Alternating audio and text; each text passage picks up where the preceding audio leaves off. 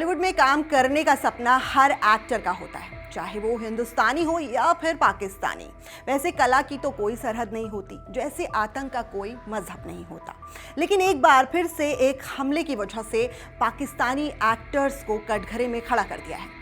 पाक एक्टर फवाद खान की upcoming film अबीर गुलाल भारत में बैन कर दी गई है। वहीं अब हानिया आमिर के कई प्रोजेक्ट्स पर बैन लग गया है, जिसके चलते कई करोड़ों का नुकसान एक्टर्स को उठाना पड़ सकता है। पहलगाम हमले में 26 निर्दोषों की मौत के बाद पूरा देश गुस्से से उबल रहा है। लोग पाकिस्तान की इस घटिया हरकत के लिए सबक सिखाने की मांग कर रहे हैं। इन सबके बीच पाकिस्तानी एक्टर्स के इंडियन प्रोजेक्ट्स का भी बाइकआउट किया जा रहा है। रिसेंटली फवाद खान की बॉलीवुड कमबैक फिल्म अबीर गुलाल को भारत में बैन कर दिया गया है। वहीं अब पहलगाम हमले के बाद से पाकिस्तान की एक और एक्ट्रेस, जिनका बॉलीवुड में डेब्यू करना एक सपना था, जो टूट गया है, उनके कई प्रोजेक्ट्स पर अब बैन लग सकता है। जी हाँ, मैं बात कर रही हूँ हानिया आमिर की। हानिया आमिर वो एक्ट्रेस हैं जिन्हें भारत में बहुत पसंद किया जाता है और वो पंजाबी सिंगर दिलजीत दोसांझ के साथ फिल्म सरदार G3 को करने वाली थी, लेकिन पहलगाम हमले के बाद से ये फिल्म कैंसिल कर दी गई है। जिसके अलावा और भी उनके कई सारे प्रोजेक्ट्स हैं जिन पर ताला लग सकता है, अब जिसके चलते एक्ट्रेस को करोड़ों का नुकसान भी उठाना पड़ सकता है। हानिया आमिर भारत में इतनी पॉपुलर हैं कि उनके कई सारे इंडिया में भी फैंस हैं, करोड़ों फैंस हैं। उनके रैपर बादशाह के साथ भी लिंकअप्स के रूमर्स फैले थे। वहीं वरुण धवन के साथ भी उन्होंने कई फोटोशूट्स और एड्स किए हैं। इतना ही नहीं, उन्होंने बिंदी लगाते हुए भी अपनी कई सारी फोटोज इंस्टाग्राम पर पोस्ट की हैं और बॉलीवुड के गानों पर रील्स बनाते हुए भी वो कई बार देखी गई हैं, ताकि वो इंडियन कम्युनिटी के साथ, यानी इंडियन लोगों के साथ वो जुड़ सके। लेकिन पहलगाम हमले ने उनके सारे पीआर गेम को ही बिगाड़ कर रख दिया है। वहीं दूसरी तरफ पाकिस्तानी एक्टर फवाद खान के बॉलीवुड कमबैक पर बवाल छिड़ा हुआ है। वो फिल्म अबीर गुलाल से कमबैक करने जा रहे थे, लेकिन फिल्म में फवाद के साथ वानी कपूर लीड रोल में नजर आने वाली थी।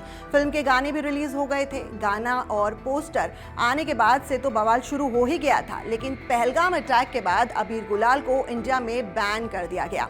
अबीर गुलाल को RTS बगदी ने डायरेक्ट किया था। फवाद 9 साल बाद बॉलीवुड में कमबैक करने जा रहे थे। अब उनके कमबैक पर तो रोक लगी गई है। इस फिल्म के लिए उन्होंने मोटी रकम भी वसूली थी।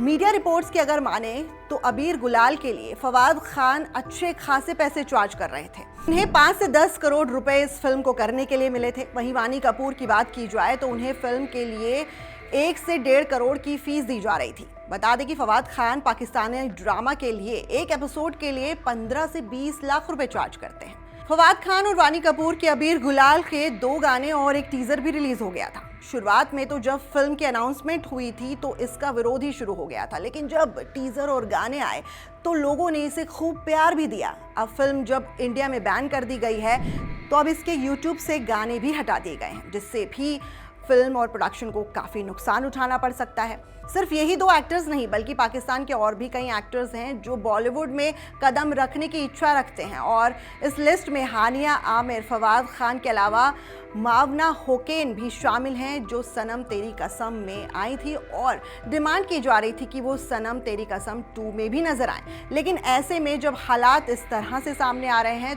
तो पाकिस्तानी एक्टर्स का बॉलीवुड में कमबैक करना बहुत मुश्किल नजर आ रहा है।